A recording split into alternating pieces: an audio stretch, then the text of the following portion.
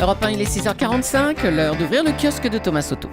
Le titre, Julie, qui accroche le plus le regard ce matin, c'est celui d'Aujourd'hui en France. Des intérimaires en or à l'hôpital. Le quotidien a pu se procurer un rapport réalisé par le député socialiste Olivier Véran.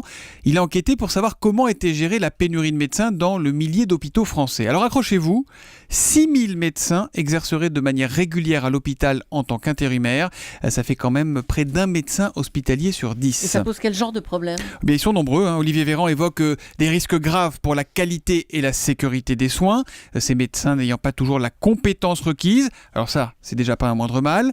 Et puis Julie, ça plombe dangereusement les comptes. Un directeur d'hôpital en Rhône-Alpes raconte que pour le réveillon de Noël 2010, il a dû appeler une agence d'intérim pour trouver un pédiatre qu'on lui a facturé 3 046 € pour 24 heures. Et à ce prix-là, le médecin était parti au restaurant pendant sa garde. Autre exemple, encore plus édifiant sans doute, il y a quelques années, il a dû embaucher un médecin remplaçant qui, en plus de son salaire élevé, avait demandé à ce que l'hôpital prenne en charge le gîte, le couvert, bon ça c'est assez fréquent, mais aussi une voiture, et en plus il fallait héberger sa mère et fournir de la viande fraîche pour son chat. Oui, c'est ça. Non, c'est sérieux. Ouais. Reste au final une note ultra salée, près de 500 millions d'euros par an. 500 millions, c'est plus de 3 fois le déficit des hôpitaux publics l'an dernier. Sinon, à part ça, Julie, le mot du jour dans vos journaux, c'est scandale. Scandale, le cheval est de retour pour la Dépêche. Viande de cheval, le nouveau scandale pour l'Indépendant. Nouveau scandale, c'est aussi le titre de l'Est républicain. Encore un scandale pour Sud-Ouest. Je pourrais continuer comme ça longtemps.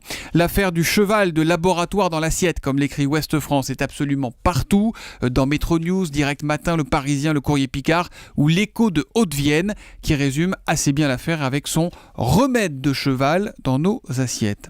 À part ça, est-ce que vous avez bien dormi, Julie ?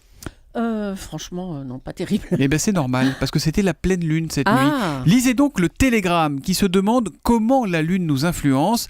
Est-il vrai que l'on commet plus de crimes et de délits les nuits de pleine lune ? Réponse d'un policier du commissariat de Quimper. Oui, les gens sont plus énervés et les suicides sont plus nombreux ces soirs-là. Il a aussi été prouvé scientifiquement, et là ça vous concerne directement, que le cycle lunaire a une influence néfaste sur notre sommeil. En revanche, l'idée que la pleine lune déclencherait les accouchements serait bien une légende urbaine ou lunaire au choix. Europe 1, 6h48. À la une des régions, votre rendez-vous quotidien avec l'actualité régionale. Bonjour Marion Calais. Bonjour Thomas. On va en Alsace avec vous ce matin. Oui, pour les versets alsatiques d'un professeur et d'un pasteur. C'est à la une des dernières nouvelles d'Alsace. En fait, ces deux compères ont traduit, tenez-vous bien Thomas, Julie, le Nouveau Testament en alsacien, plus précisément dans le dialecte de Strasbourg. Le travail final représente 27 livres, 260 chapitres, 8000 versets. C'est ce qu'on appelle un passionné. Et au total, ils ont passé 10 ans sur cette traduction, réalisée difficulté supplémentaire à partir du texte original grec. Ah bah oui, parce que deux Français à Strasbourgeois, ça aurait été un peu trop simple. C'est ça, ça aurait été trop simple. Pour les DNA, il s'agit donc là d'un véritable événement éditorial, alors que jusque-là, les traductions utilisées dans les paroisses faisaient débat. C'est cela qui a donné cette idée un peu folle à ces deux hommes maîtres, tout le monde d'accord.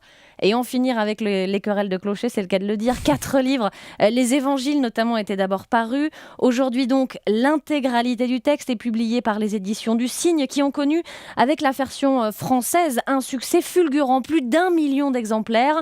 Alors forcément, pour cette version en alsacien, la maison d'édition va voir un peu moins grand. 2000 exemplaires, mais l'un des auteurs assure au DNA qu'une dame de Betschdorf a pleuré de joie en apprenant la nouvelle de cette publication du Nouveau Testament en alsacien. Peut-être pleurera-t-elle en lisant la conclusion de l'article des dernières nouvelles d'Alsace, puisque les deux compères comptent se lancer désormais dans la traduction du reste de la Bible, avec cette fois difficulté supplémentaire à partir de l'hébreu.